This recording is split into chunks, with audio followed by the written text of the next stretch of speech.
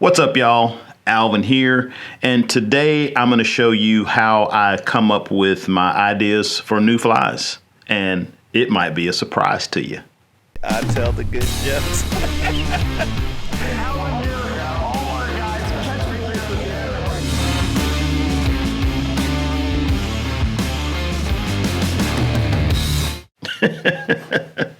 All right, so this is our new fly that we're going to be tying today.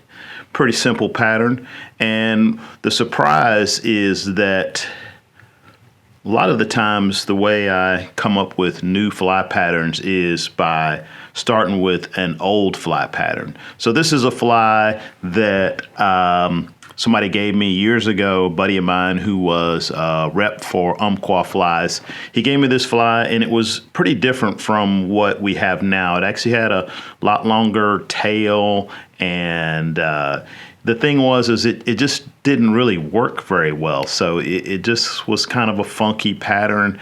The fish didn't really seem to like it, didn't have very good action in the water. But in a desperate effort to fix this fly, I ended up whacking the tail off. So the tail was much longer initially, and I think that was part of the reason why it didn't work. But it has a kind of a unique shape to it, and the fish really seem to like it, and I don't have any more. So that is how this fly came to be. So like most of my patterns I try to make them as simple as possible. So the least amount of materials, the least amount of effort to tie it, and they got to catch fish. So, you know, I like to call them my quick and easy to tie, down and dirty fish catching guide flies. And this fly has become a perfect example of that. Now, if anybody knows the name of this fly, please tell me.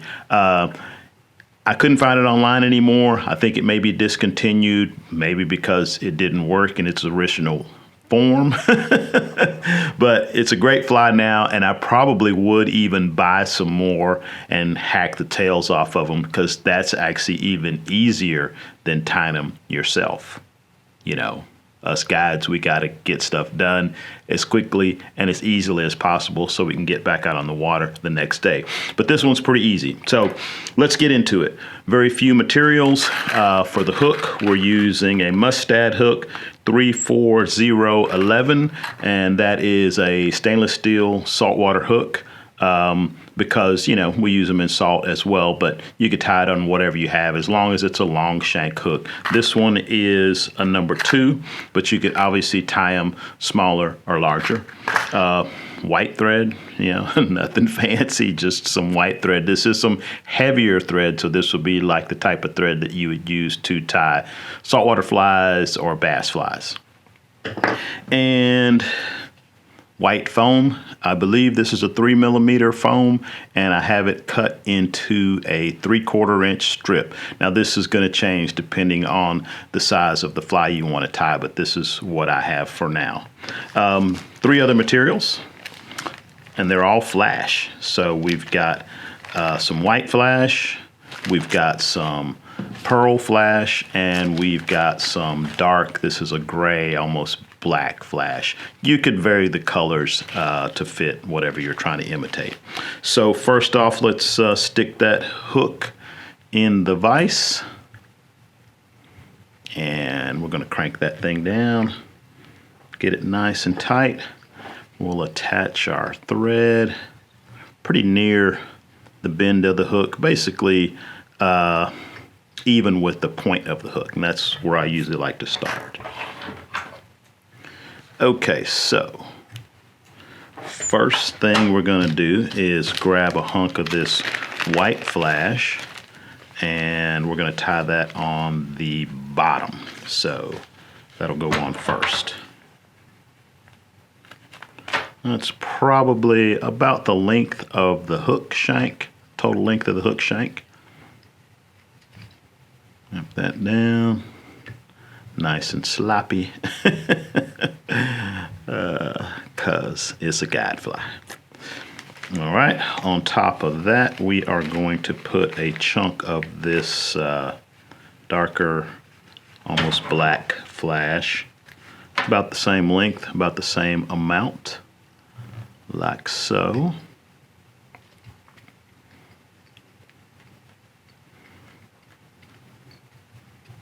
And got it all kind of tied down right, kind of even with the pointed hook.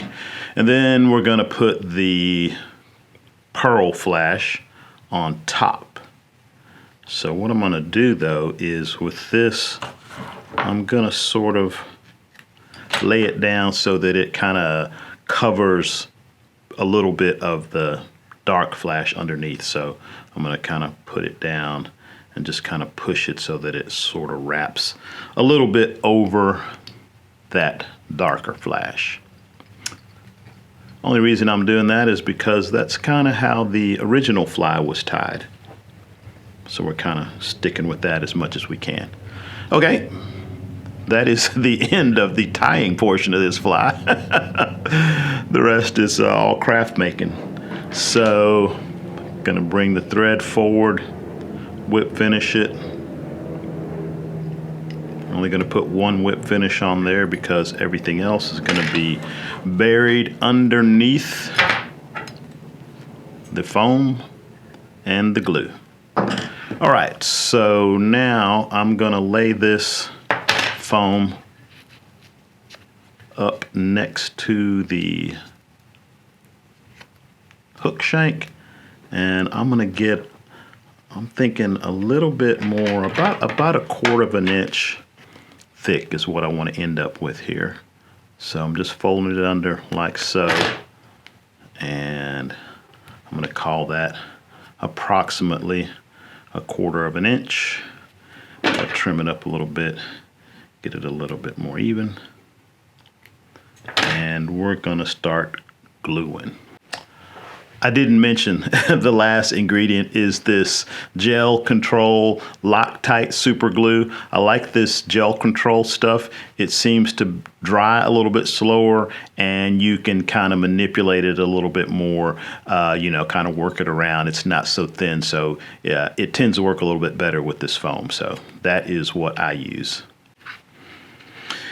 All right, so we'll put a few drops of that in the middle of that foam, a little bit on the sides. We'll tuck that underneath.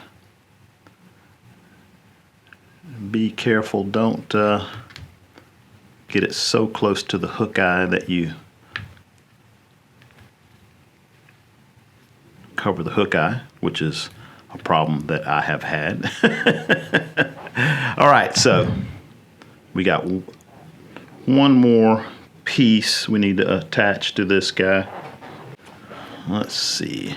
I think I'm gonna cut that down just a little more. All right, and the final piece is just one more piece of foam. So I want this to be a little bit longer than the piece underneath. So I'm just gonna lay it on there, kind of eyeball it, and then we'll cut it off. Okay, so that is that piece. So now what we need to do is create a little bit of a taper on the front and the rear. So on the front, we're just gonna clip it off like so. That'll give it that little scoop on the front, like that. And then we're gonna cut it off on the back just to give it a little bit of a taper. So we're cutting it off basically the same as we do on the front. So you end up with a piece that looks like that.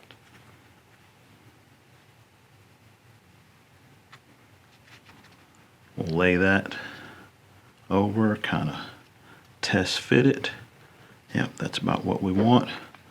Put a little glue on the top here, a little glue on the sides, and then we'll very carefully lay that piece on. Make sure we got it lined up the way we want, and just kind of squeeze it, hold it until it dries. All right. Now the original had a very blunt tail, kind of short, and that seemed to be one of the reasons why my modified version worked better than the original. So we're gonna just trim it off like so. It ain't pretty, but it does seem to work for some reason. The fish like it. All right, so we'll check that. That's looking good. Now we're gonna make it look pretty. And this is a step a lot of times I just kind of pass up, just kind of go with whatever color foam I want, but I don't really have the right color foam for this, so we are gonna do a little bit more arts and crafts here. Just paint this guy up a little bit, like so, and then we'll give him a little eyeball, like so.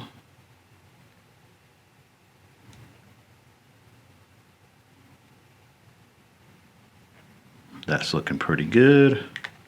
And then the original fly had a little bit of red kind of in the throat mouth area, so we're just gonna add a little bit of that to this guy.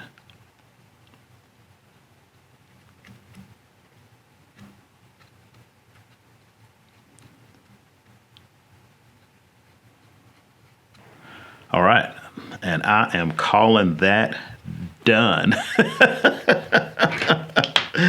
All right, so it is similar to a bunch of flies, not just that original unnamed pattern, but it's, you know, similar to like a wiggle minnow. It's sort of like my Dedeaux popper. It's sort of like a crease fly.